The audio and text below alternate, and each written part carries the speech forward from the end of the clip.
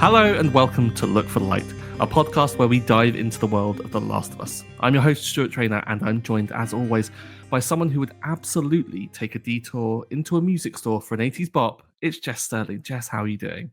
Yeah, you know I would. And you know I can't wait to talk about that particular scene from this episode. I'm really excited to get into it. I don't know. We might have some disagreements, Stuart, this episode. So I'm intrigued to see if we agree on everything or not. It's interesting because I am finding that many of the audience, the player bases, they're kind of fractioning into various groups of I did like this, I didn't like that. It's very kind of, I think season 1 was very kind of universally beloved or hated, whereas this is very, again, like the game, it's a bit more complex. There's a bit more kind of factored in themes, ideas, and things, and people are latching onto some things, they're latching onto others. That's interesting. What were your broad thoughts on it though? Before we get into the whole kind of what you did and didn't like, broadly speaking, on the episode as a whole, good, bad? Yeah, I'd say good. I would say my overall gut feeling about the episode was especially after a second watch, I left the episode feeling pretty good about where we are. I think there are certain markers that were okay, when are we going to get to the TV station? When are we going to get to the movie theater, right? There are certain destinations that I'm keeping an eye on. I think the set pieces, no qualms, were gorgeous, so true to the video game while also being just incredible visually. I think some of the changes they made really worked for me and some not so much. And I think and I've been trying, Stuart, I'm I was talking to myself this morning, not out loud, but in my head. And I was make it sound like I'm an insane person. And I was thinking, I don't want to be the person who played the video game and then is mad that they changed things just because, right? If I'm going to be upset that they changed something, there has to be, I'm trying to put myself in their shoes and think, but why did they make that change for the adaptation? Is there a good reason, or did they just want to try something different?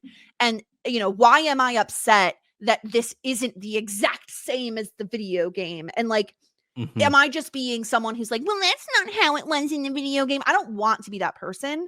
So I'm trying to very much be reasonable with my feelings, which sometimes can be very unreasonable. So yeah. What about you? This is the thing, is people that play the games, it's jarring when they do make changes, because even though you want to be level-headed, you want to say, well, they're making a TV show. TV shows are a whole different beast to a video game, because it's a completely different way to tell a story. Because with a video game, you spend a great deal of time as a character, you really get into their shoes. And with a TV show, you can tell various different perspectives, various different timelines. It's all over the place. And so you'd like to think that there are really kind of thought through choices and a real kind of consideration for those changes that they do make. But it doesn't make any of the changes less jarring, really, does it? When you have expectations for how things are going to go. And I find that there are substantial changes. I mean, we're talking about a game that is a long runtime. The Last of Us Part 2 is a very long game.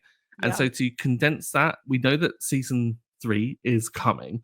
But to condense at least half of it into a series of television which is only 7 episodes long, you have to make choices, and I think this episode is a prime example of seeing those choices on the screen now finally, but we will certainly get into it. But before we dive into things fully, if you're new here, please do make sure you subscribe to Look for the Light wherever you get your podcasts. If you want a more visual experience, we are also on YouTube at Look for the Light Pod over there. And let us know what you're thinking. What are your thoughts on this episode? What your theories you might have? Any other feedback? You can reach out to us at lookforlightpodcast@gmail.com. And you don't need to worry. Though we've played the game, we won't spoil anything ahead or anything that comes up for the games in the kind of broader podcast itself. We're going to focus on what happens in this week's episode only. And if you're looking for deeper story with the context of the game comparisons, stick around at the end and we flag a spoiler section towards there. But unless there's anything else, Jess, are you ready to dive into this episode? Let's do it. The citizens, why do you call them voters? I don't know. Because that's what we fucking call them. Who cares? Because we took away their rights. Took away their right to vote, and somebody started calling them voters to mock them. So now you know. We open with Josh Peck. This is the weirdest opening for me. I had no idea he was cast. I don't think so anyone strange. knew, right? Like this No. was not a casting that was ever made public, and it is very jarring. Specifically, I think if you are around our age, maybe even slightly younger, Drake and Josh was like a thing. This is a very notable guy for people around our age, and playing a character that is just. He's not being typecast. He's very different from any character I've seen him play, and he's just like such a douche. He's such an uber douche, if you will. It's really funny because Josh Peck's been taking on a few other roles. Like he had a minor role in Oppenheimer, which was again kind of really strange, and so he's making that transition into being like taken seriously as an actor and things. But still, I can't not see it. It's still at that point, like transitional point for me, where like I need to see him in enough serious things before I kind of like stop remembering him from Drake and Josh kind of times and just hug me, brother, and all of that stuff. Like I need to just get that out of my head. But I thought he did a really great job playing a real sleazy son of a bitch who was telling a joke, a very long-winded one. I mean, do pull focus for quite some time before getting to what this whole scene is, which is just establishing that Fedra in Seattle were exactly what you would expect of an occupying fascist force. They took away people's rights. They mocked them. I mean, they called them voters as a kind of way of mocking them. I mean, that's all you really need to know about these people. But we get probably the most badass introduction to a very kind of long-awaited character from the games. We finally get to meet Isaac, played by the incredible Jeffrey Wright, who is the voice actor from the video game. This is another instance where a voice actor has taken up the same role that they did in the game. We had it before with Mel Dandridge playing Marlene in season 1, and then we've got it with Jeffrey Wright this time playing Isaac. What were your thoughts on Isaac, Jess? Because this is a big deal, right? Yeah. No, Isaac, obviously this is coming a little earlier than it would in the video game, but I like this. I think we need to establish who Isaac is and to go back, right? We're in 2018. Like we are flashing back to tell this story of Isaac when he was still a part of Fedra and his just like disgust with the group of people he's in this tank, a big military truck, whatever you want to call it. He is like so disgusted by them because they call the citizens voters because you were mocking them. We took away their right to vote. And now the citizens are upset. And Isaac, you could tell he's like disgusted. He doesn't want to be a part of this anymore. And when, we see there's this other guy named Greenberg who seems, as his name would suggest, kind of green to being a part of Fedra. And they get blocked by a bunch of citizens, just people in regular everyday clothing. And of course, my gut instinct was like, okay, I know these guys are Fedra. So these citizens have to either be, are they Seraphites? Are they Scars? Or are they like WLF? Like who are these people? And there's also a mention of pamphlets in Josh Peck's story, which we have to assume, again, Scars Seraphites. And Isaac gets out and he says for everyone else to stay inside, like no one take their weapons. Again, a very strange, and he doesn't fit in because these guys just so badly want to shoot guns. They're like, our dicks are huge if we shoot guns, so we must shoot guns. Like that is life. Guns are life. And he says, no, like don't do that.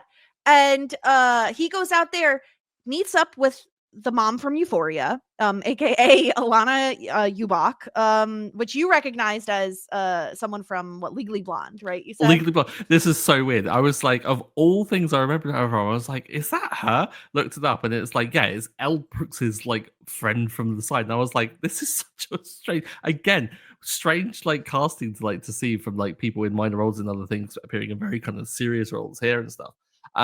But still an interesting thing because I'm like, if I recognize them, they should be of importance. And I don't know who Yes. this is. This is Right. wild. This is completely new. So of course my mind immediately is like running a million miles a minute because it's always important if you recognize somebody. This isn't just an extra, you know, no offense to the extras, you know, Yeah. you're doing your job.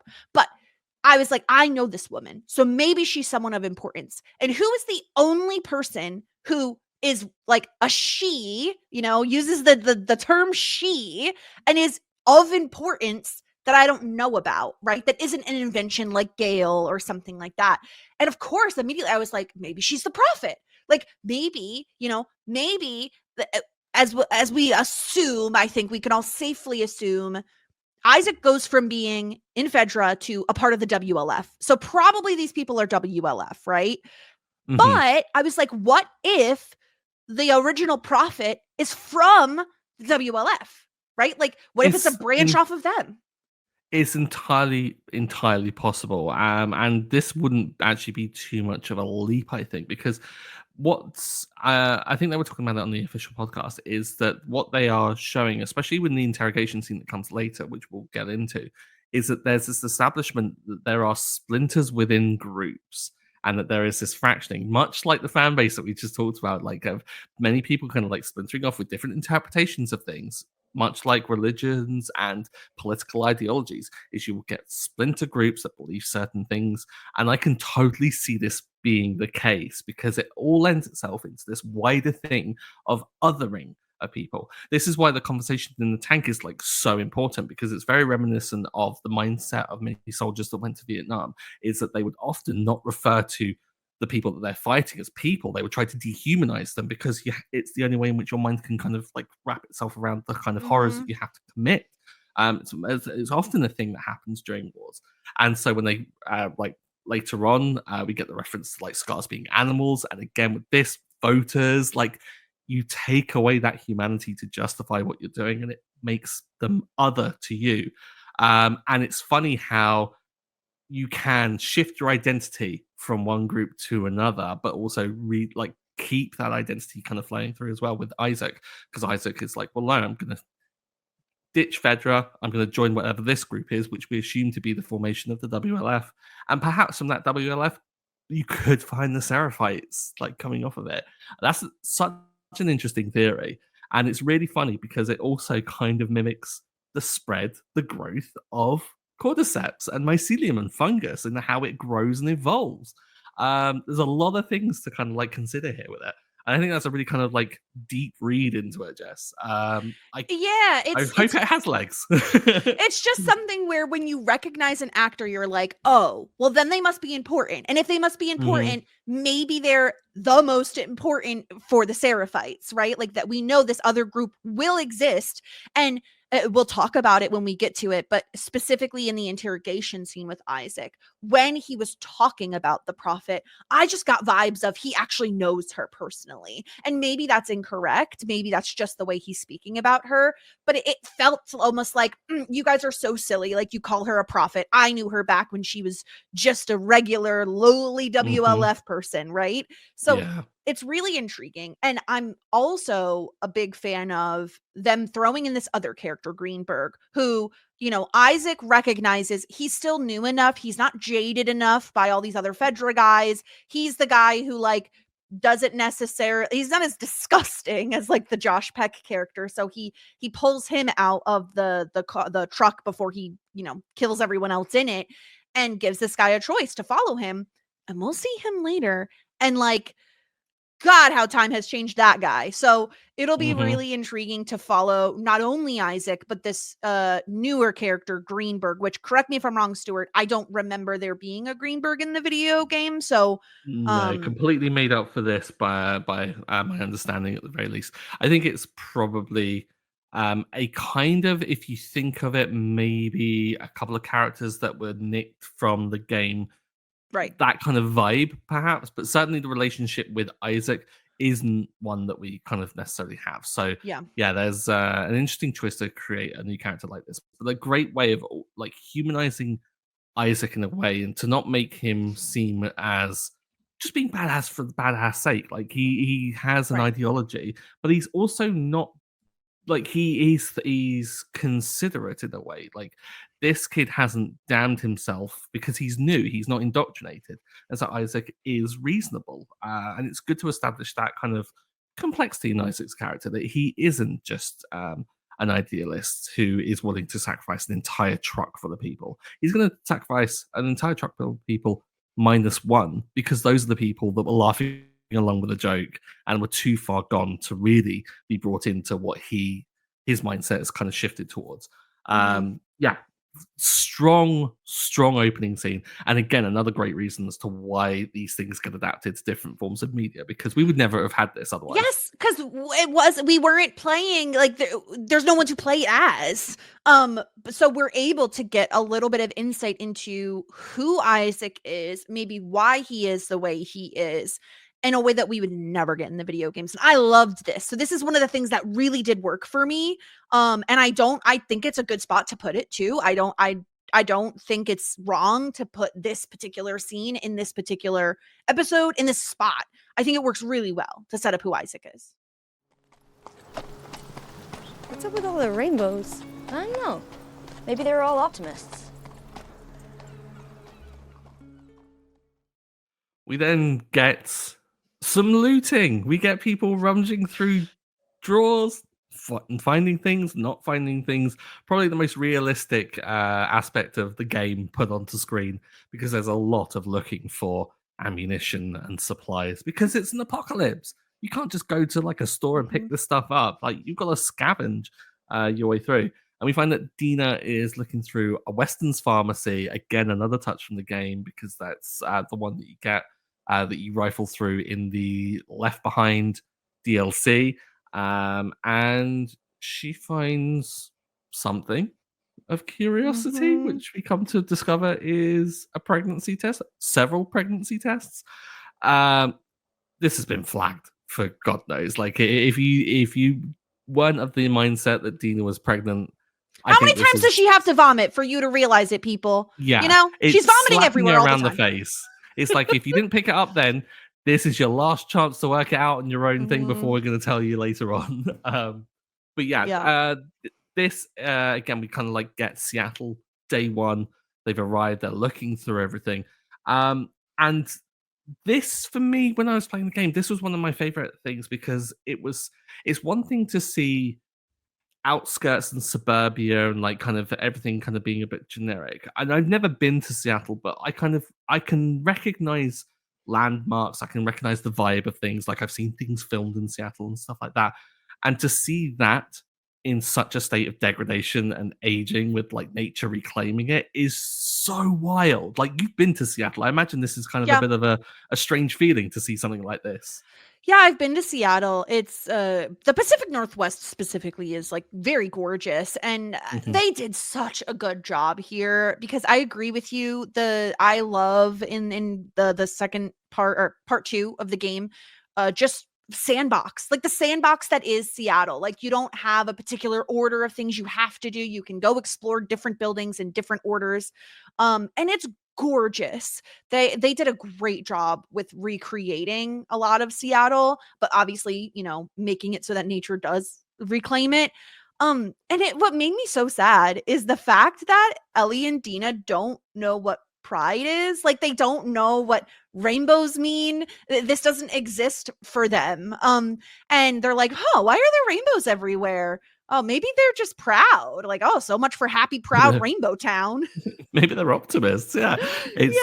It's in a way, it's jarring, but it's also perhaps good. I was thinking, like, it can be read in kind of either ways.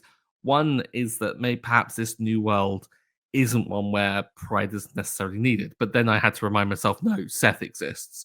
And Dina's mom exists. Like, we'll talk about that later, but it's this is not a world without discrimination. Like, Mhm. it stinks because Pride is very meaningful to a lot of people. You know, we're coming up on Pride Month not too long from now. And so, like, Mhm. to have two characters who aren't straight going through Seattle and not recognizing a pride flag, like, that sucks, you know? Yeah. But it's the way the world works. And like, who's worried about pride when you're worried about surviving till the end of the day? Like, no one has time for that, at least at the very beginning of everything that happened.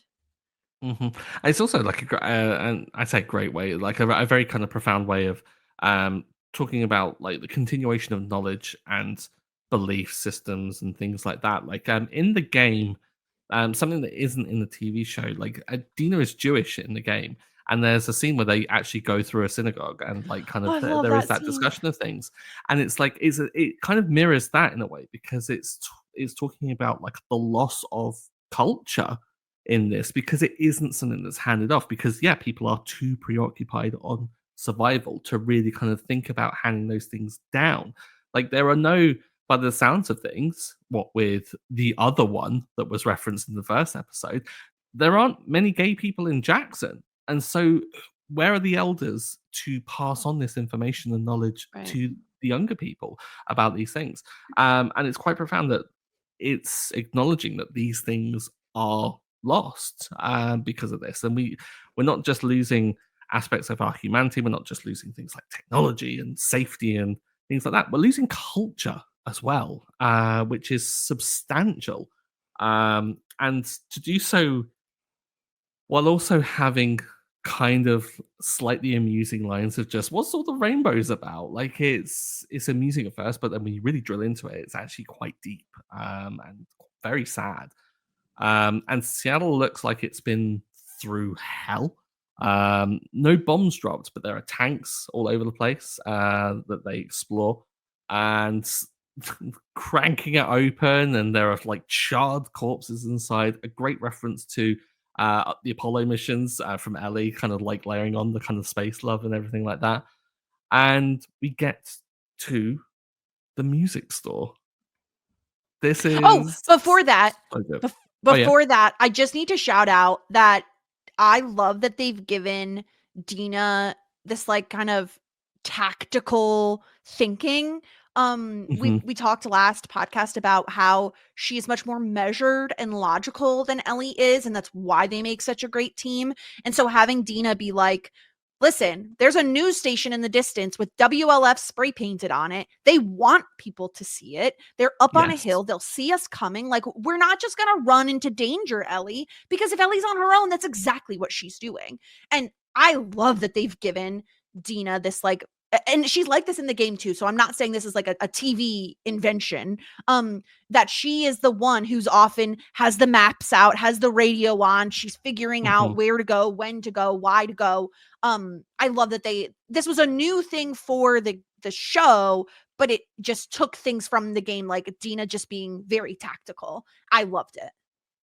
Yeah, they've embellished it like completely. Like the fact that Dina's the one that planned everything in the last episode as well. Like it makes sense, and it's great to see them take these little nuggets from the game and just flesh them out like fully. Mhm. Not to skip over the TV station as well. Like the TV station, we've been talking in spoiler sections and stuff, assuming that the TV station stuff was going to get cut completely. Was this a big surprise to you to see it at least referenced? Yeah, I mean, I didn't exactly know what they would cut out. But obviously knowing that that is like a particularly like gruesome thing to do in the game, I wasn't quite sure how they do it. So the minute that Mhm. we get them like noticing the TV station, I was like, "Oh, hell yeah, it's going down." Yeah, Yeah. we need some strong scenes. We're coming up later, Yeah. essential ones really to kind of like show the complexities of everything. We'll certainly get into that when we eventually arrive there.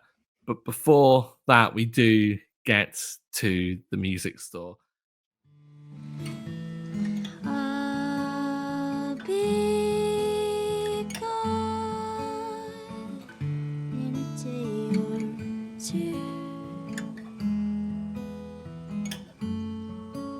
In a day or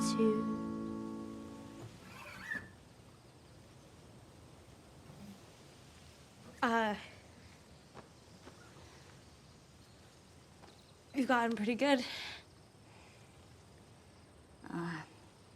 Thanks. All those lessons from Joel. He taught you well. He did.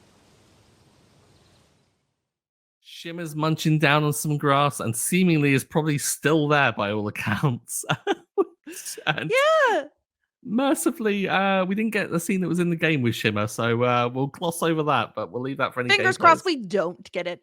Yeah. But I loved having Shimmer in the store in general. I just thought that was very funny that she's just hanging out in some grass. And yeah, this is my favorite scene of the episode. I'd be surprised if it wasn't most people's favorite scene in the entire episode because it is pulled pretty much exactly from the game. Like most of it is shot in a very similar manner that is so faithful to the game, where Ellie finds a guitar and she picks it up and begins to play Take On Me by Aha.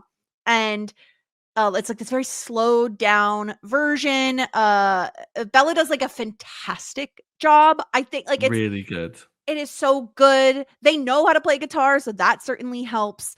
But of course, the look on Dina's face, like, stop it. Just stop it. Stop it. You know, I can't. Like, she adores Ellie. There is no two ways about it. It's written all over her face. And she is like in tears by the end of Ellie singing.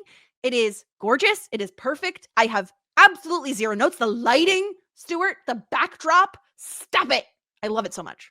Can we talk about the fact that this is a set? This is a practical set with real lights, real moss, real like instruments, real everything. Like there is a lick of like kind of like obviously post-processing and things like that. But for the most part, this is like a physical environment that is being built.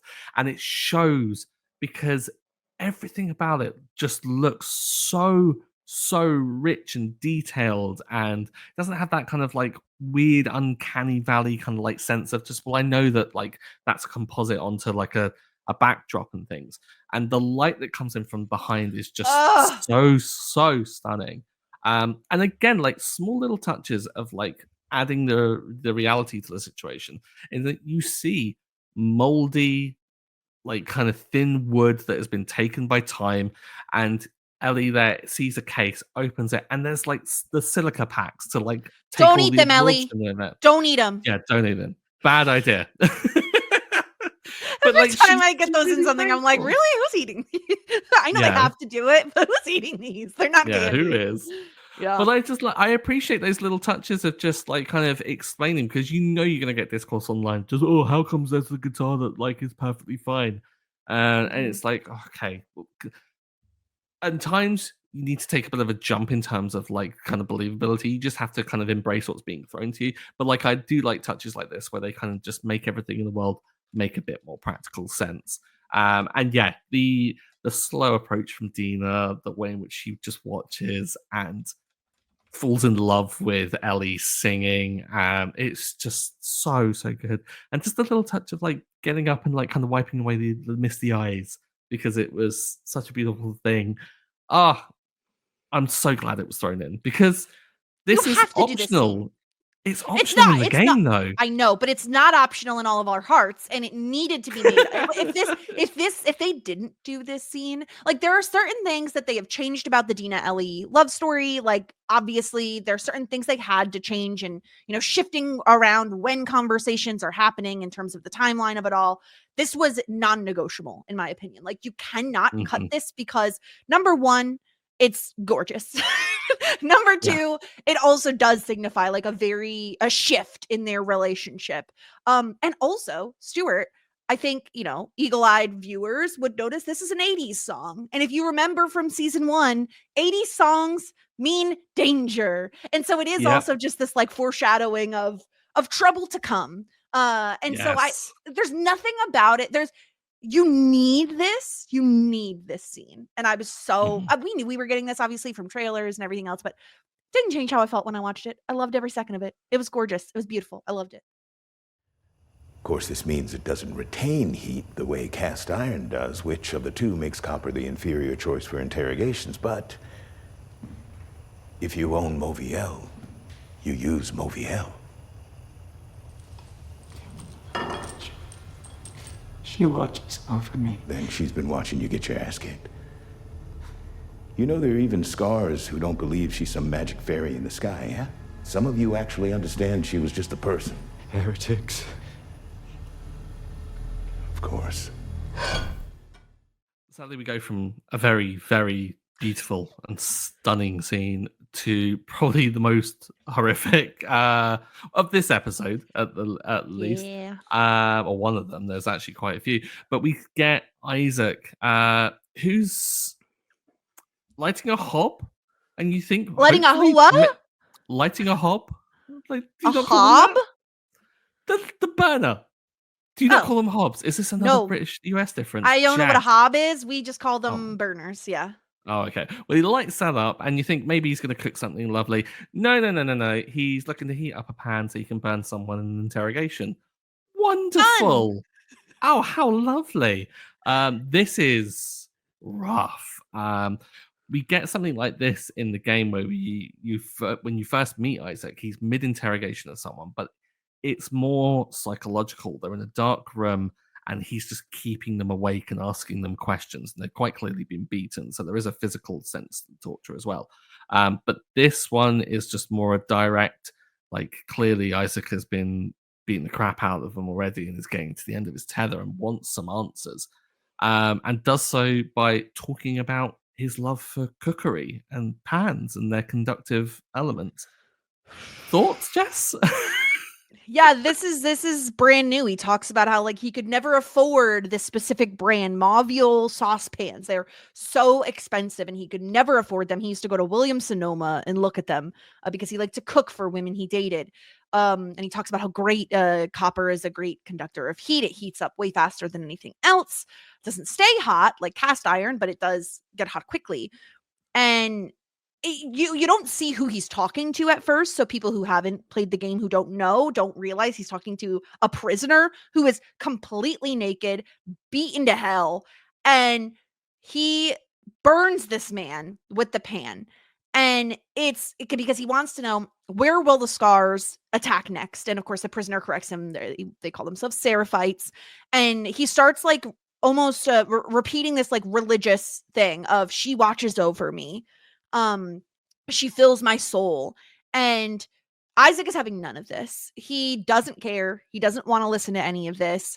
And he thinks he basically is mocking the Seraphites because he's saying, like, you people don't understand. She's just a person. You know, she was just a person. You held her in such high esteem. And this is what made me think, going back to that first scene, that that woman was someone of importance, that maybe she was the prophet or something, because the way he talks about her just felt like there was like an air of familiarity. And maybe that's incorrect, but whatever. I can't theorize about a lot of stuff because I know a lot of stuff. This I have no idea. So it's fun to theorize about. And yeah, Isaac basically says, like, there's this argument back and forth of this truce and who broke the truce first. And Stuart, this is like any war, right? It's like, who started it? Chicken or egg? It doesn't matter. They're still fighting and they won't stop fighting. And it's just, these are two individuals representative of the WLF versus the Seraphites. Because, right, their argument is, well, you killed our kids. Well, you killed our kids first. We know both of them killed kids because we've seen it. Yeah. It's every conflict ever. Is that there's always a tit for tat, it's an eye for an eye, and it's like the whole world goes blind. What it takes in this whole scenario is for someone to either win or for someone to be the bigger person and to just accept and to build a better world from it. But that is certainly not going to happen here. Isaac is very much of the belief that they will win. They have guns, they have arrows. Like, there is a clear difference in ideologies and ways of living. And this person is so steadfast in their beliefs that Isaac, even with all the physical brutality, cannot break them at all. They hold on to this belief system that the prophet, like, she will fill their souls, she watches over them, and so much so that even after having their hand severely burned, when Isaac goes back for seconds, they hold it out again, knowing full well that there's nothing they can change from it, and they are mentally strong enough to deal with it because they have that sense of faith and sense of like belief. This is so tough because how is this ever going to solve itself if you have these two diametrically opposed belief systems in that one has to destroy the other and the other one will not be destroyed until they are physically gone from this like plane of existence. It's just setting up that Seattle is fairly fucked. Yeah, and we find out from the scar from the Seraphite, you know, he says, "You're gonna lose every day. One of your wolves comes to see the truth and takes her into their heart. Every day a wolf leaves you, and none of us ever leave to become a wolf." So the wolves are losing numbers to the Seraphites, if you believe this person, of course. Mhm. Which is so interesting. It's like these people are, you know, they're going from a very militant group in the WLF to a very, you know, I don't know, natural sort of a religious group in the Mhm. Seraphites. So it's really interesting. And it's at this point that Isaac realizes, yeah, I'm not going to get any information out of this person because they're literally offering me their hand to burn. Like they're not about to give any information up. Let's just shoot them. And this is when we meet Greenberg again, very different, I would say. He doesn't have many lines even, but it's just this look Right. on his face of him calling the Scar a fucking animal. And when the other guard is like really put off by this entire situation, and he's like, nah, he deserved to die. He was an animal. It's like, Yeah. oh, wow. Oh, okay. How times have changed. Yeah, calls him a scar, which is kind of strange because again, it shows that kind of like change in their mindset. Is that before why you call them the citizens voters? Like they seem to be hung up on this kind of like, well, why are you identifying them by a slur? And yet they use a slur to Mhm. describe the Seraphites in this case, and then goes on to call them an effing animal. And it's again, it's that situation of like that is often deployed in kind of like military engagements is that there's that othering, that it's the like referring to the dehumanizing of the enemy because it makes it easier to do. Um, it just goes to show how rough this is, but also again how indoctrination can work as well.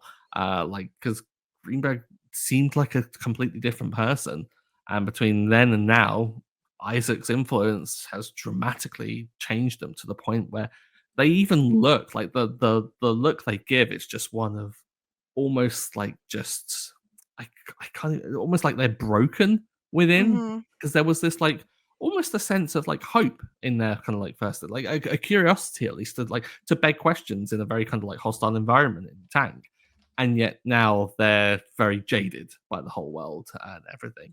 um Really strong scene, I thought. Mhm. And again, another one that we don't get in the games, which is Yeah. quite great. It just adds a little extra to what we did see in the games. Like we knew this interrogation was happening, but we didn't actually get to see the full thing.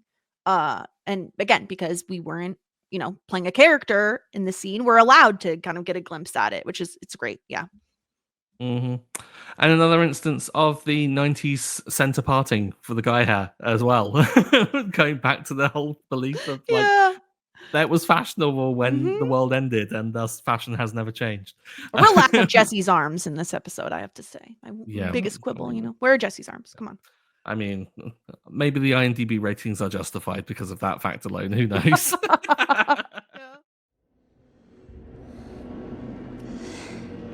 That group we saw in the woods, they did this.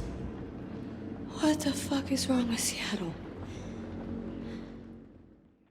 We then get Ellie and Dina making their way to the TV station under the cover of night, as Dina suggested. They're scoping it out, and they make their way in and find possibly one of a contender for the most gruesome scene possible. First off, we get someone attacked with several arrows. We get the confirmation of the patch, but then we see many WLF soldiers strung up by the neck with their guts hanging out. Rough.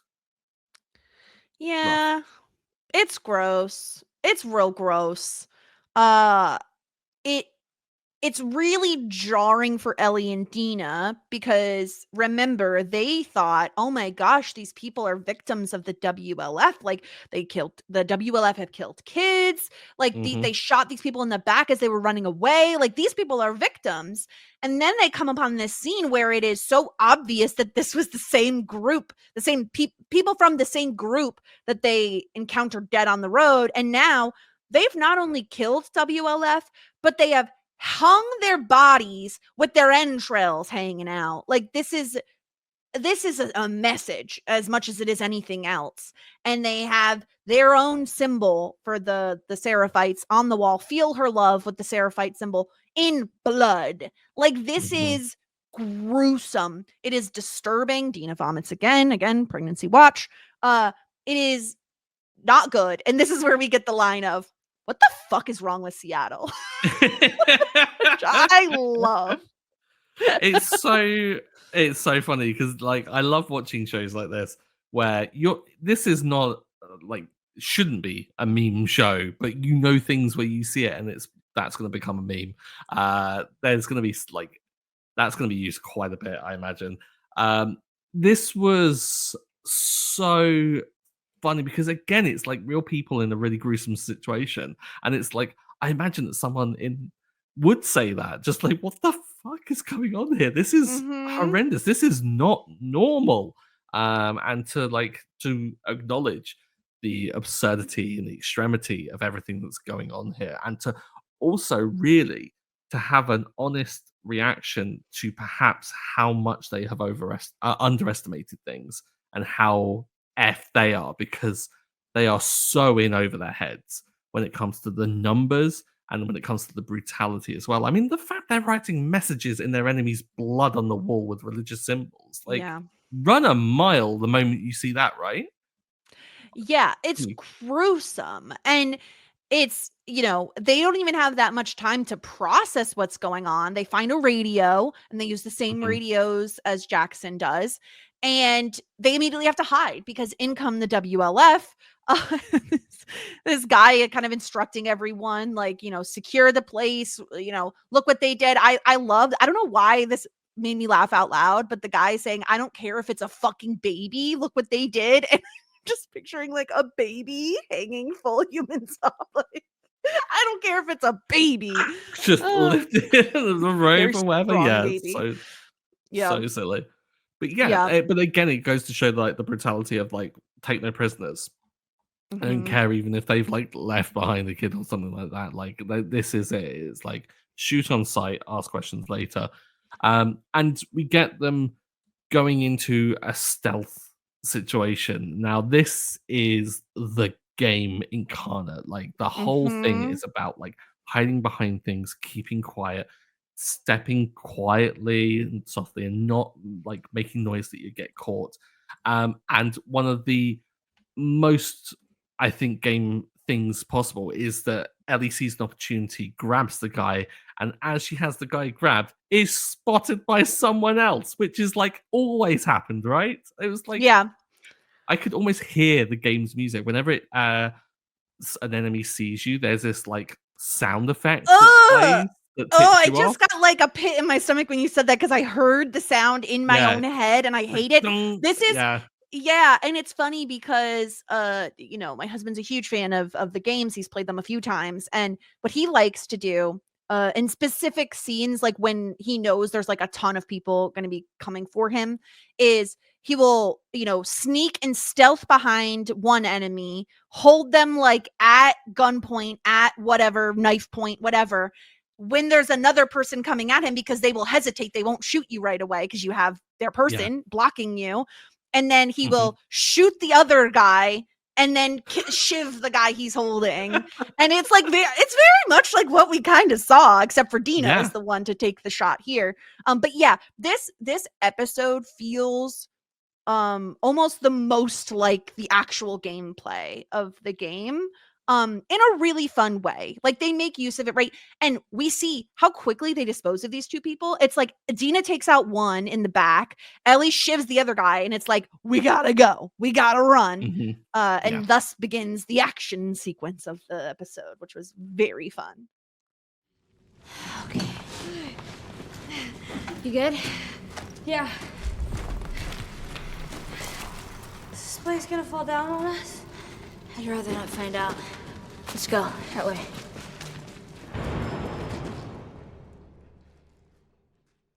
Yeah. This, when they climb through the little tunnels and get into the transit like station, this was too intense for my liking. I hated that tiny Of tunnel, course. Stuart. I hated it. Why are they trying to make me claustrophobic every episode? Okay, it's not okay. So the first thing, like, so here's the thing. So in the second game, they did a remastered version, and they came out with these like abandoned scenes that they never put into it. And in one of them, Ellie is crawling through a tunnel and has a PTSD flashback when she sees like a clicker or a body of Joel lying there. And I Mhm. thought for the briefest moment we were going to get that in this whole scene because I was like freaking out. I was like, oh no, no, no, no, they're not gonna. But mercifully we didn't. But it evoked that feeling for me as a game player. And Yeah. I'm wondering if they do stuff like that intentionally.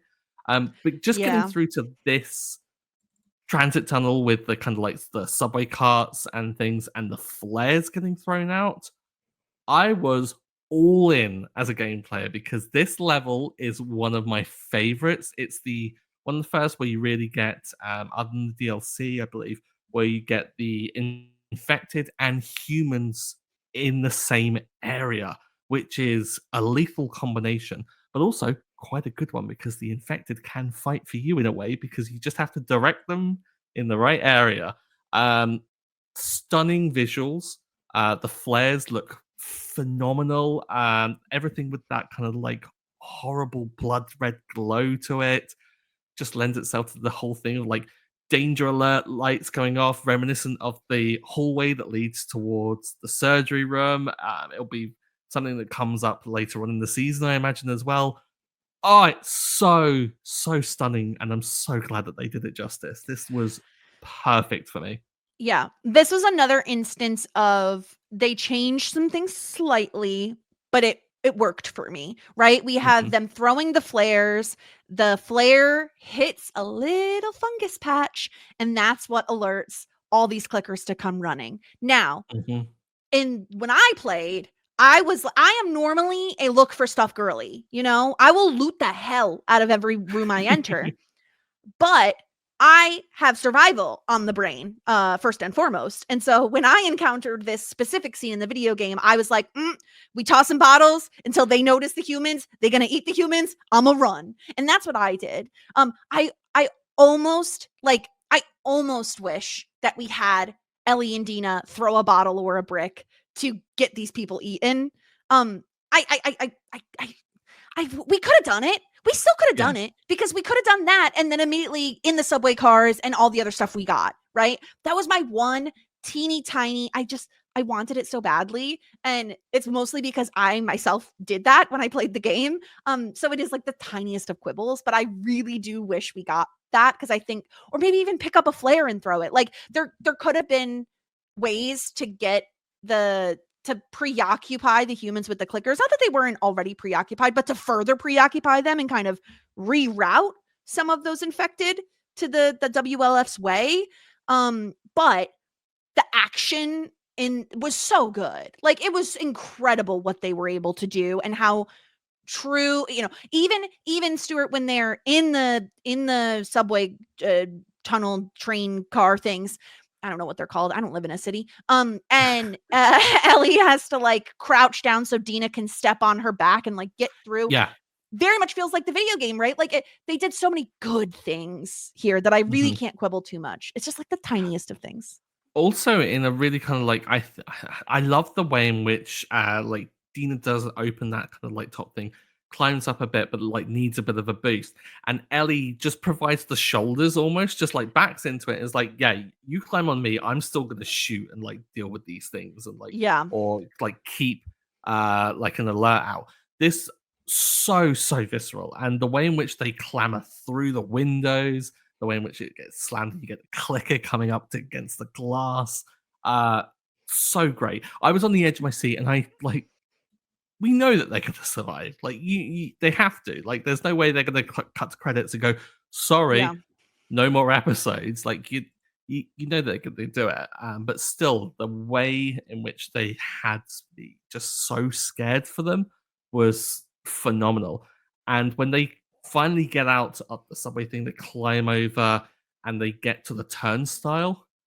Gosh, this was so well done because the way in which it's like overly rusted, uh, like they can't move it, you can totally see why that would be the case, and the way in which they're trapped in there together, and it's not like Ellie has an opportunity to run away. Really, like she's trapped there, seeing her friend just about to like get savaged by this thing, and she does the only thing that she can do.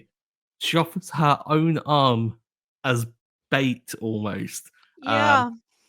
this was great for me, but I did have a little bit of a problem with the fact that it's Ellie getting bitten again. I'm getting a Yeah. bit tired of this. A bit tired of it.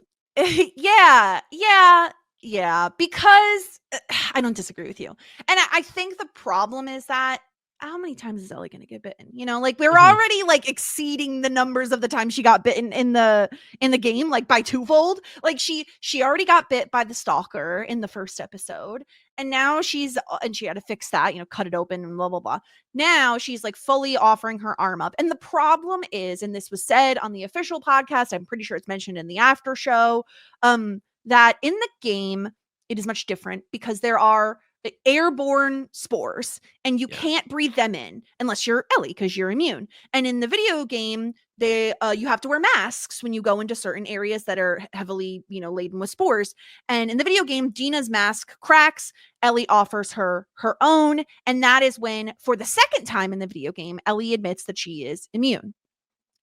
So it's the sequence of events is very different, and you know, Dina is able to believe Ellie quicker in the video game because like breathing in those spores, like she'd be dead like instantly. So it's less of a wait and see sort of a game than the bite is, which is Mhm. why I would argue, Stuart, that I almost wish if we're removing a bite from the show, I kind of wish we removed the stalker bite we got earlier in the season and leave this one Yes. in because I think it's more effective. Like it's less effective the more times Ellie gets bit. It's gonna you're getting less on your return on investment every single time. Mhm. And so if we're removing anything, I'd remove the other one because while I know, and again, this isn't a spoiler because they literally say it in the podcast and in the after show, we are getting airborne spores. That is a thing we Yeah. are going to get. It's in trailers, it's everywhere. We know it's happening. But I guess my question is, Stuart, is there a way we could have rearranged some sequence of events to allow the spore, you know, the airborne spores to exist first and therefore have the mask scene still rather than it be a bite? Certainly, I think that spores could have come about here. I think the problem that they're trying to get over is because the issue why they went with tendrils over spores originally is that you have to think about the practicality of like, okay, well, what if there is like, because eventually they're going to dissipate, like they are going to almost Right. like get diluted by the surrounding air that surround them. So they only ever work in like contained areas where there is no airflow whatsoever, which is why where I think we're going to get them is probably like a basement scene or something like that that is sealed off. Mhm. That makes perfect sense. So I can see why they are trying to avoid it and stuff. But perhaps if they were to have like had some sort of like, I don't know, cave in or something, like that could have worked for this environment and they could have introduced this a little bit earlier. But the thing I do like about Bite here is what it sets up for when they go into the theater later. And we'll jump into that. So I think for me, the resolution is not to cut this bite, it's to cut the because there have been 4 bites. There's been the first, Right. which obviously was got with Riley. Then there was the second when she was with Joel and Tess to reaffirm that she did Yep. have the immunity. Then there's the one at the beginning of this season, which was for me for no reason other than to patronize an audience and to be like, "Do you remember she's immune?" Like it's that kind of one. Yeah. And then this one that's happened now, and I'm like, cut the middle two because it would have engineered more suspense in the first season, and it would have thrown on more of a kind of like a sense of kind of skepticism and concern with Joel and Tess. It would have shown that Tess was much more of an optimist in that whole situation by convincing Joel, and to show that their bond was stronger by like having that kind of stick around. And then if we had this one, it would have been so much more of a sacrifice, because in Ellie's mind, Ellie is perhaps thinking, like, maybe it was a one-off, and this is a true sacrifice potentially. Like, maybe I would have done this for her, and it would have hit harder while also still setting up the scene that we get that comes next. I think for me that would have been the best resolution. Yeah, I totally agree with you, because I am not anti Ellie being bit. It's more so that she's been bit so many times now, like it's losing its effectiveness. Because I actually really liked what follows in the movie theater, where it is very different again from the video game, because Ellie tells Dina twice, in the video game that she's immune. The first time, Dina thinks it's a joke. The second time it's like, no, see the spores, like I'm fine. Okay, I know you're scared. Please don't. But I need you to understand something. Please don't make this any harder than it has to be. Wait! Why did you do that? Why the fuck did you have to do that? Please listen to me. I would die for you. I would. But that is not what just happened. There's this tension in this scene that I really liked. I thought it made so much sense. Now Dina, in Dina's mind, she's like, oh my God, Ellie, why did you do that? Now I have to shoot you in the face. Like, why did you do that? And Ellie's panicking and like, okay, here's what we're going to do. Like, you are going to sit as far away from me as you want. I'm going to sleep. I'm going to bandage my arm.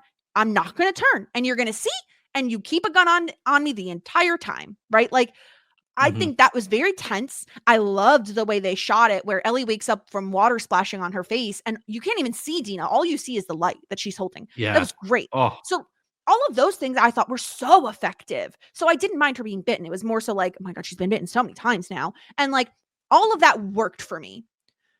The thing that didn't work for me is the revelation of the pregnancy. The revelation that Dina is pregnant. It doesn't work for me. No. Because Dina has now realized, okay, Ellie was telling the truth. She is immune, right? She's not going to die. This is great news. And like, so then she reveals, I'm pregnant, which again, this makes sense to me, because in the video game, it is Ellie saying, I'm immune, and Dina says, I'm pregnant. And it's like, okay, tit for tat. It's like, you revealed something big about yourself. I reveal something big about myself. It felt very normal and even, and like, it made a lot of sense to me. And it is not said with like this joyous, like, I'm pregnant, confetti, yay. Like, not at all. It is, I'm terrified, because I'm 19 and pregnant. I'm pregnant in a world that is so dangerous. And we are on a mission that is so dangerous. And I am also really ill because I'm pregnant, right? That is like a big thing in the video games, is how ill Dina is. And she's not at her 100% right now. So to go from what's presented in the video game as like very difficult and like a very serious, difficult conversation to, okay, you're going to be alive. I'm pregnant. We make out. Like, it doesn't make any sense to me. Like, I don't know. Stuart, you talk about this, because I think you said it worked a little bit better for you after listening to some of like the after show stuff, where they explain like why they did it, right? It's like very emotional. I guess. Yeah, I guess I see it as that. I really want to defend it. I really want to defend it. It's hard, because I completely agree with you. It doesn't work that well. But I think what they were trying to get at is that it's almost like there are two hopeful like revelations almost.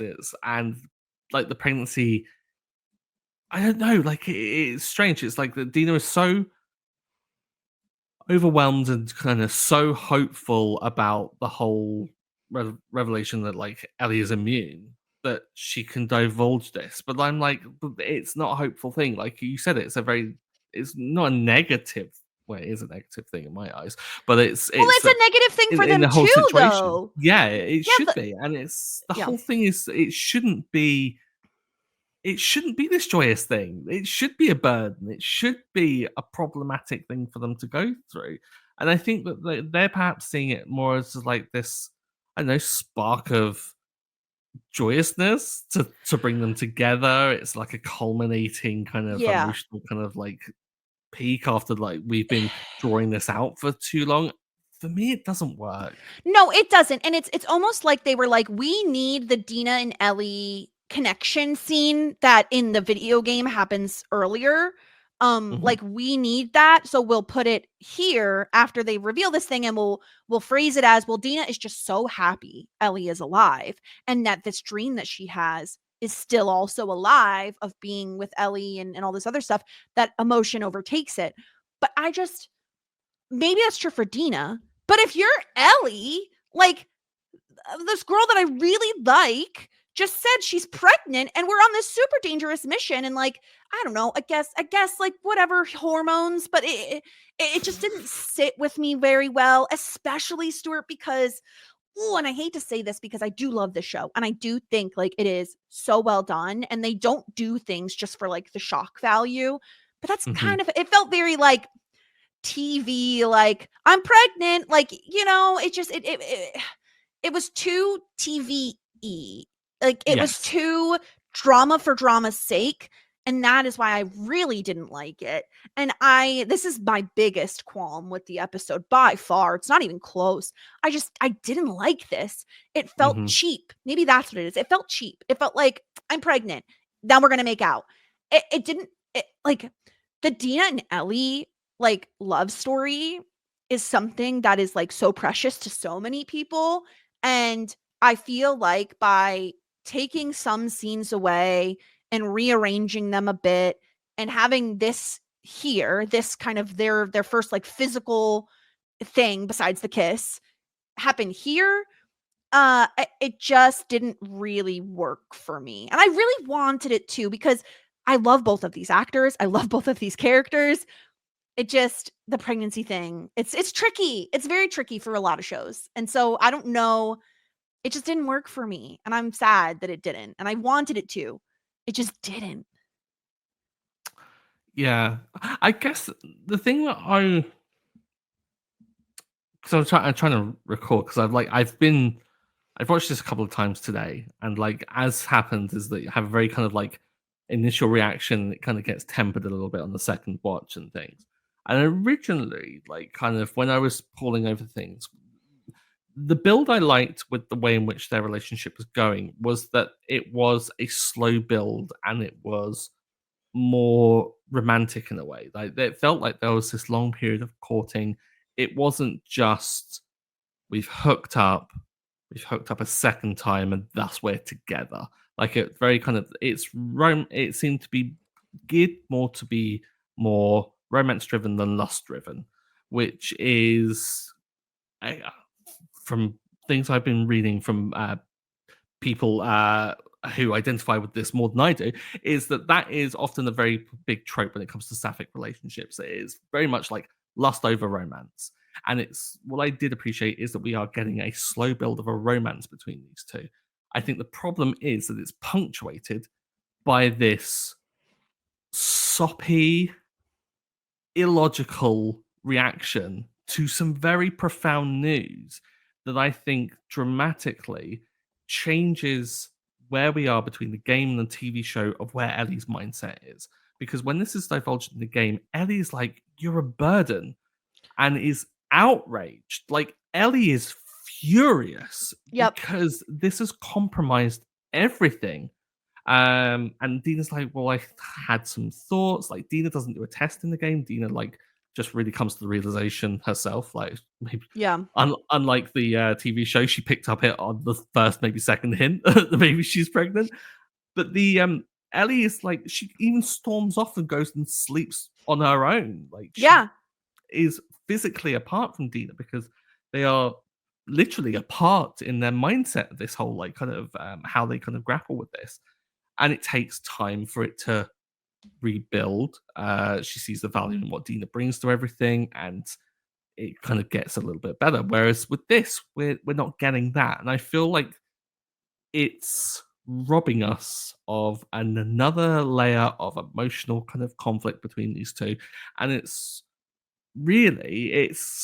putting Ellie's journey on fast forward because we know where we have to get her. This is a story of revenge. It's gonna we're in episode Yeah. 4. There are 3 episodes left. Yeah. I'm so with you on this because talking about kind of shifting to talking about the morning after, right when they wake up. Is this where you were bitten before? Yep, You said it was a burn. most of it is. You did it to yourself? I really wanted to wear short sleeves again. It's a little thing, but when you start to hide little things, they become big things. You don't say. I so agree with you. It's like there's a lot of montaging in the video game in terms of like Ellie and Dina are on this journey a long time together and they're bound to have some conflict. And so to have the pregnancy reveal go along with this like first time sleeping together and having it be way more joyous doesn't really work for me because Ellie's story is one of revenge. And so her finding out Dina is pregnant and is pregnant while being the only other person on this journey with her, and Ellie relying on Dina, right? In all of these situations to have her back, she should be upset. She should be upset Dina is pregnant. And not, of course, with Dina and like blaming Dina for being pregnant, but more so the logistics and the reality of the situation of the journey that they're on together. Like, you are now a liability in a way that you weren't before. And maybe we're shifting things a lot in that, you know, in the video game, Dina is very sick, like extremely ill. And like, she isn't. And, you know, she's puking when she sees some gross things that probably most of us would puke at. That's about all we're seeing in terms of Dina not feeling well. And so it's so different and it's very jarring how different it is that Ellie is saying things like, oh, so we're going to have a baby and I'm going to be a dad. And all of that felt not right to me. Like, it just, and I'm not trying to say Ellie can't be excited. It just didn't feel true to who Ellie is, that she immediately is like excited instead of thinking of the logistics of what is happening here. Like, Ellie's mindset, she has a one-track mind, and it is, I have to kill Abby and make her pay. And I can't reckon that mindset with also being excited about Dina being pregnant and having a baby. Like, you can't squish those two things together.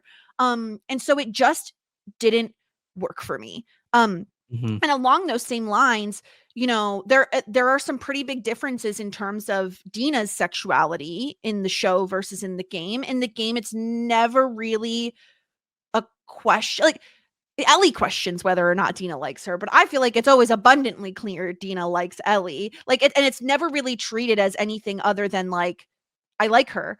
And in the show, we're getting more of Dina's backstory in terms of, you know, Dina's mom, you know, shaming her. No, you don't like girls. You only like boys.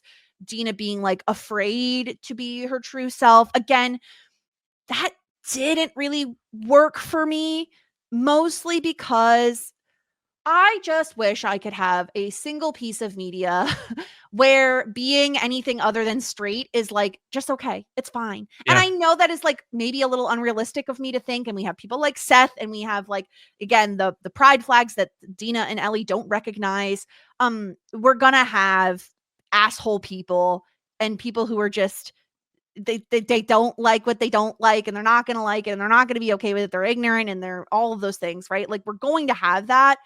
I just was hoping for once that we could have Dina be bi and be like comfortable with it. Yeah. And be, you know, and not have it be this like traumatic thing that it always is. It always is in every piece of media I watch. And so I was just upset because Dina is so, and Stuart, like, I'm not even, because Ellie is that person, right? Like, Ellie doesn't know any other way to be, but like, she's gay and she can't be any other way. Like, she just doesn't have time to lie about who she Very is. unapologetic about it. Yeah. but Dina, to me, I feel like we could have done the same thing with Dina, but it not be because she's unapologetic about it, but just be because that's who she is. She's so full of life. She's so loud and proud, and like that's who she is. Why couldn't we have that in the show? Like, we Yeah. didn't need to have this like traumatic backstory of my mom didn't accept me, and so I didn't accept myself, and I tried to make it work with Jesse, and like we didn't need to have any of that. And I just wish we could have didn't have to have that. It feels as if what they've done is they've taken out one immediate thing of conflict and they've added it into a backstory to like do a bit of a tit for tat, and it's not a fair trade in the slightest. And yeah, I completely agree with you on the whole front of like, why can we not just have a bi or a pan character just be that? Like, why can they not just be who they are and to not be fucking dragged down by trauma all the time? Especially when we've established that this world, we're losing cultural touchstones of like kind of religions and pride and things like that not being handed down. So why do we have to keep handing down the trauma stuff? Why, Yeah. if we can forgo pride, why can we not forgo homophobia? Like, why, if we can erase the need for a pride, why can we not like erase the cause of why pride is necessary in our world?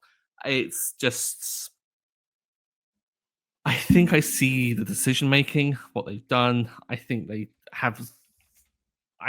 view a TV audience very differently than what they do a game audience. Perhaps Naughty Dog would just maybe a bit more bullish on the I don't care. Like, when it comes to like the several like 30 plus hours that you play through this game, like this is a small blip of a narrative element, whereas with a TV show this is a much bigger portion of a kind of like smaller Yeah. amount of time, so therefore it's much more of a consideration. It's also reaching a more broad audience who do have very kind of inflamed opinions, and it's much less progressive, even though video game audiences are very kind of a type. But I wish they I just wish they took it in a different direction. Like, I wish that they Yeah. hadn't taken it this way. And it's a shame because the theater, like if we're talking about things being faithful to the games, the theater is perfect. Like when I saw it, Yeah. I got a lump in my throat because I was like, that's the Pinnacle Theater. When they got inside and I was like, holy shit, the interior matches like exactly. It's almost as Yeah. if they've rendered the video game in real life. It's remarkable. So it's strange how they will be incredibly faithful when it comes to the sets and those aspects, but they aren't to the characters. And not even to the story, to the characters. Because Yeah. this is a fundamental change for the pair of them, and it's jarring. It is. And I think maybe if I wasn't already so upset about the pregnancy thing, like maybe this would have like rolled off my back a little bit easier.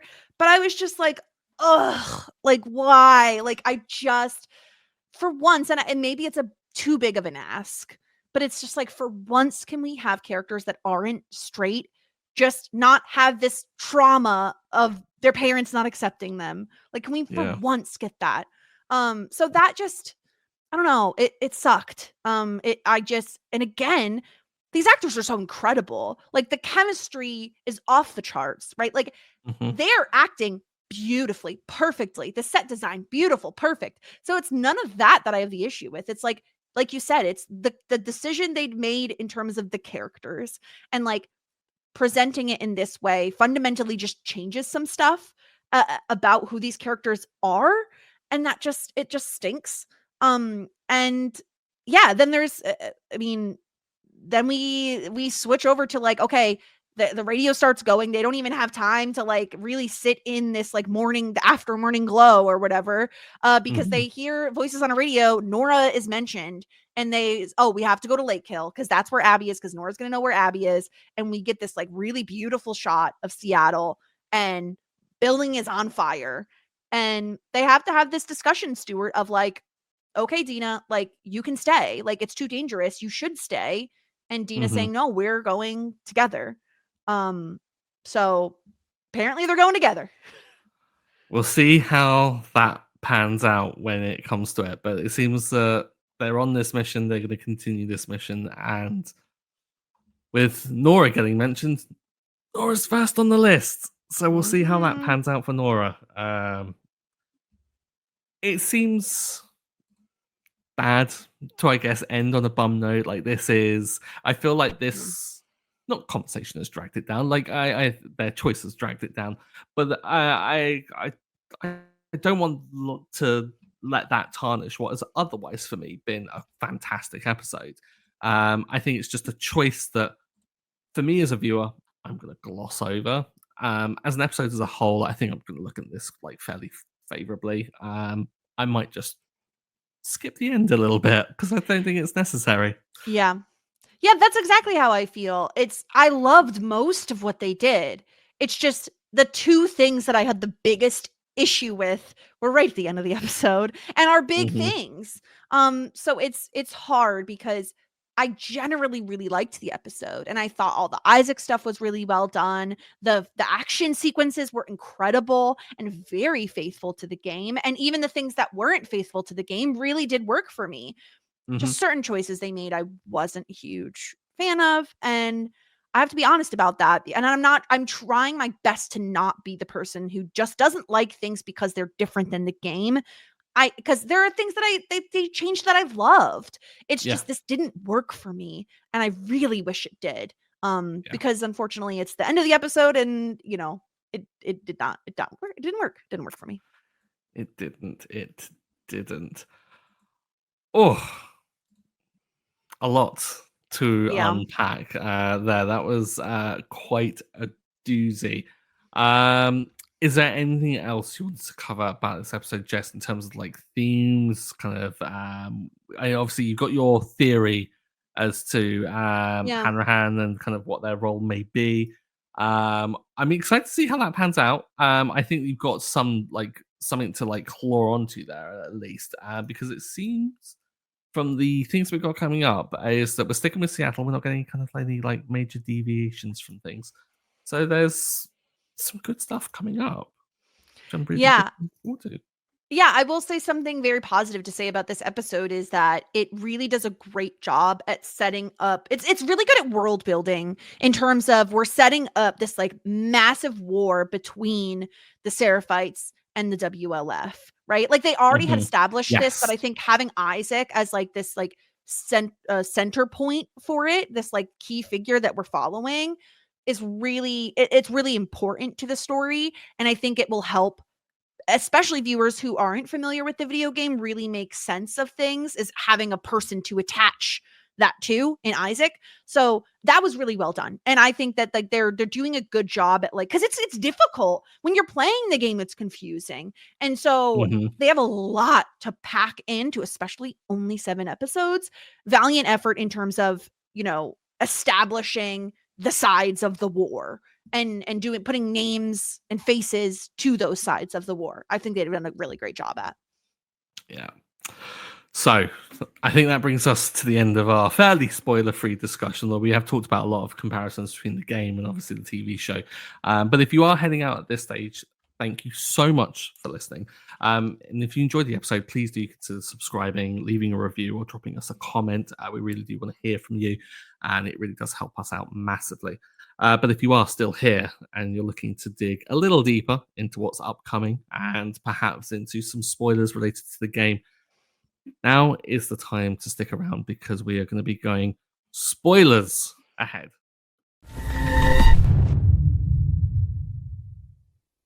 There's a lot really that was teased that we know is coming up. Obviously, with your theory, there's like I think like big deviations of things coming from the game because obviously we don't have the fullest history when it comes to like or the Seraphites very much. We do on the WLF a little bit in terms of like Isaac and Mhm. his indoctrination into the WLF, but we certainly don't know much about like kind of the original formational things. Like we have just whispers, as you would expect from things like religion. This was just such a good episode when it comes to like those little things just being set up for that we know is coming up. Where do you want to start with the spoilers? Really, what kind of like took your fancy? I want to pick up where we left off, kind of, because Dina and Ellie staying together is a very big deviation from the video game where Dina stays behind. Yep. She's too sick. Ellie leaves on her own. It is when she finds Jesse. And then they work together and they go back to Dina. So having Dina and Ellie still together is a huge difference, and one that I'm really curious to see how they handle. Specifically because you're gonna have to remind me, Stuart, because you're the expert on the video game. My memory is not so great. So the fire that we see at the end of the episode, the scars set that fire, Seraphites set that fire, or are we expecting that is a Tommy Jesse thing? I think it could be a Tommy and Jesse situation. I thought so too. Because yeah, it was very reminiscent of the Hillcrest explosion that you get when Ellie is on her own, which would make so much more sense, I think. Which again is, I wonder if we're going to get like Ellie and Dina heading through Hillcrest in order to get through there. But the problem is we've seen the direction of where they're headed to, because that's where Nora is. There's no suburbs between here and there. So I think we might be getting Hillcrest cut from this game. And if that's the case, I'm going to be furious. You were really looking forward to Hillcrest. Yeah. Hillcrest is the thing that I've had on my wish list from day one, because I don't know, my expectations for it are through the roof. Perhaps it's better that it's not included, because if they were to do it an injustice, I'd be probably more outraged. But in my mind, I could see how you could have this almost like one shot of going through and sneaking and stealthing through this tall grass, and just this sense of fear, much like what we had in the episode just gone, but heightened to the nth degree. And then the revelation that Jesse was there, perhaps with Tommy, now that we're having this kind of perhaps a bit of a rewrite in terms of the motivations for why they're in Seattle. If we don't get Hillcrest, I'll be very sad. I will be so sad. Yeah, because it's the epitome of the stealth tactic, right? Like it embodies so much of that. And of course, it's also like where Jesse comes into the picture. So I'm really curious how they're going to handle all of this with, worth noting, we didn't see Jackson at all this episode. So like, I'm also curious if we do get Tommy and Jesse joining, are we going back to Jackson? Are we establishing that? Are we just is it going to be a surprise? Like we're just going to, all of a sudden it's Jesse and Tommy, and then they'll just say something like, yeah, we came after you. I don't know. Like, I'm really curious how they're going to do all of that, because it is so different. And we knew this, Stuart, going into this season, that they were going to have to make a lot of changes because the story is so much more complicated than the first game is.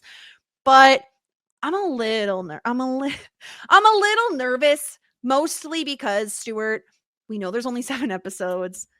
We're already on episode 5. Like, there's only 3 episodes left, and there's so much to do and not a ton of time to do it. And we've seen the run times. Like, these episodes are not like an hour and a half or anything. Like, they don't have a lot of time.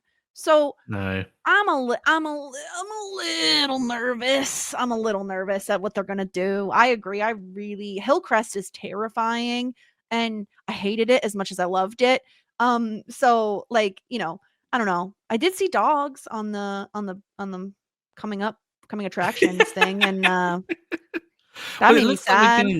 It looks like we are getting a bit more of the history into the WLF. Like, I think we're getting a bit more Isaac. We're really milking the Jeffrey Wright of it all, which I'm very happy about. Like, if we are going to lose something like Hillcrest, then I would much rather get into the lore of the world, because we have Hillcrest, we have that as the game, and I can play that through however many times I like. So if we are going to sacrifice something so profound as that, I'd much rather get more information on the formation of the WLF, or at least the situation. So based on the upcoming stuff, there's a clip of, we want to know why you did friendly fire, I think it is, or like something around like that, which sounds like the Owen interrogation, of like why you've turned on your own people kind of thing. We then get oh gosh, there's so much to unpack in that alone. But we get, obviously, the got to be going to the hospital, because they talked about the lower levels. The reference to the whole floor being empty, not even the rats. My eyes went wide on that. Yeah. Every game player at that point has just gone, oh, excuse me, what? Yeah. Do do you think there's a world in which we get the Rat King this season? No, Like, I don't think so. I hope we don't. I hope that it is safe for Abby and that Abby gets that moment. I hope it's just a very, very early tease and an Easter egg for the fans and stuff. But yeah, there's comments out there from people speculating, and I'm like, oh, I what just if don't they think would so. throw it? I think it's going to be next season. Yeah. But yeah, I mean, and we're getting the spores literally next episode, which is why Yes. part of me was like, what the, like, why are we doing spores now? We just, the whole thing with Ellie and Dina. But again, I like the bite. I'm not trying to be like super negative. I'm excited to see the actual spores episode because like the thing that I love that they've done is having this like the network of spores, and if you touch one here, they know a mile away. I love that in the show. Mhm. So now we're just adding another thing, which is spores, which is dangerous and like beautiful in the little shot that we've seen of it. So I'm really excited to see all of that stuff. But yeah, there's so much that like they have on that next time on. I'm like, whoa, we are like, there is so much happening on this show right now. I don't even know how to keep it all straight.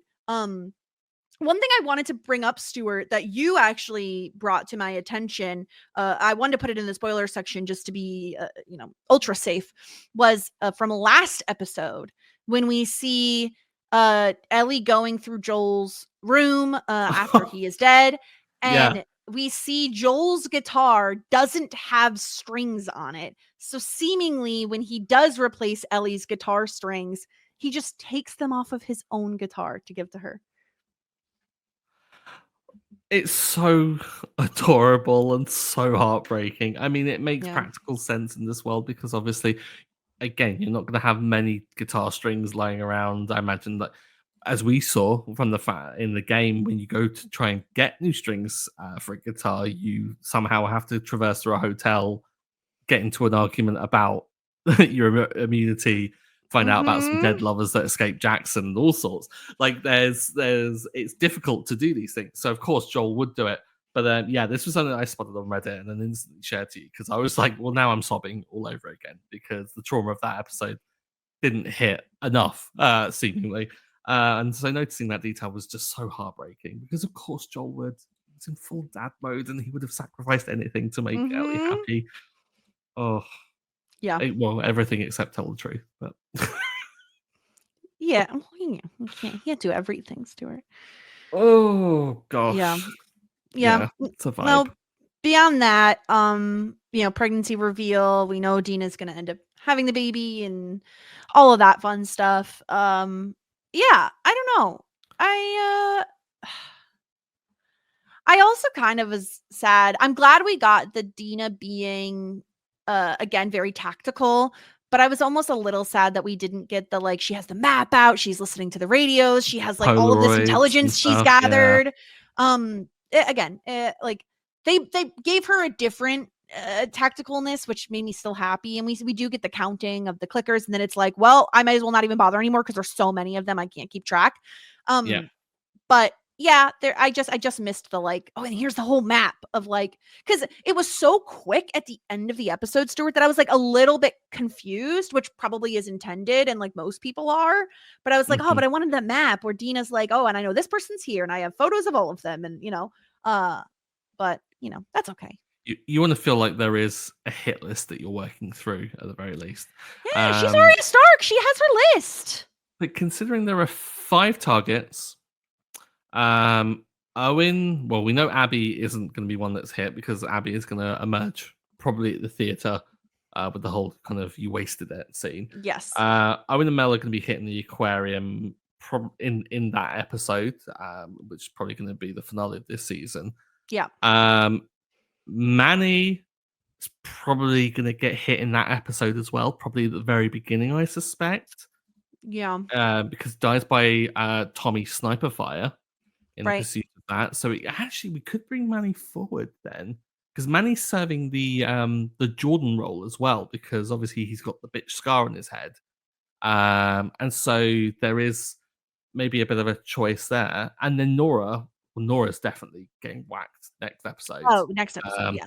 and it's going to end like obviously with the spores, and that's going to be the thing that goes into episode 6, which is going to be the flashback to the museum. Right. So we get some more Pedro back into the whole situation. Yeah. So It's just yeah, worth noting too, like we don't see Abby or any of them this episode either. No. Like it was very Dina, Ellie, little smattering of Isaac, and like Well, this is where I think that the next episode, if we do get the interrogation into Owen as to why he's suddenly gone a bit AWOL, I think we're going to get maybe a teasing of that scene. So we're going to get a bit more of the Salt Lake Cruise kind of situation. So maybe by the end, when Owen and Mel do come to their demise, maybe we feel a bit more of a kind of like sadness for Owen's situation, because like, well, Owen was True. seeing the light, maybe. Yeah. This whole lending of complexity things. I think that's my current working theory, but I mean, I thought they were cutting the TV station, so what do I know? Who knows? We'll have to see. Like, obviously, we're still getting surprised by some things. So yeah, like I'm excited for next episode. Is it bad of me to say that I'm more excited for episode 6 because I know it's the like flashbacks episode? Like, I Yeah. just want the museum so badly, Stuart. Like, I just want it so badly. That I can't wait to get to that episode. But next episode's gonna be great. There's like a lot of good stuff to love, right? Like there's like the Nora Yeah. stuff. There's a lot of stuff to love next episode. Yeah. I'm just I can't wait eager to for get them. Yeah. Yeah, I can't wait to get to the museum thing. But the thing is, though, with the way in which this scheduling is working, and if we do believe that there is a Eugene-centric flashback, maybe it's not the Right. whole episode has been predicted. It's most likely going to be alongside that museum scene, which means we're not only going to get the very happy, lovely moment with Joel, we're also going to see Joel probably at his worst as well. Because Yeah. current working beliefs is that Eugene finds out about Ellie's immunity, and Joel has to do some very nasty stuff to keep that secret. Yeah. So we may get that as well. So yeah, don't It go was the into best it. of times. It was the worst of times. It was. You know? It was. Yeah, that's how it is. That's how it is with The Last of Us. You know, you gotta take the good with the Yeah. bad. Exactly. Oh, big episode, with bigger episodes to come. So before we wrap up fully and close this out, should we end as we always do with a bit of Will Livingston? Yes, please. Right. Well, now Isaac's not a chef by day, we know that. But when it comes to torture, he really does know how to sear a fight.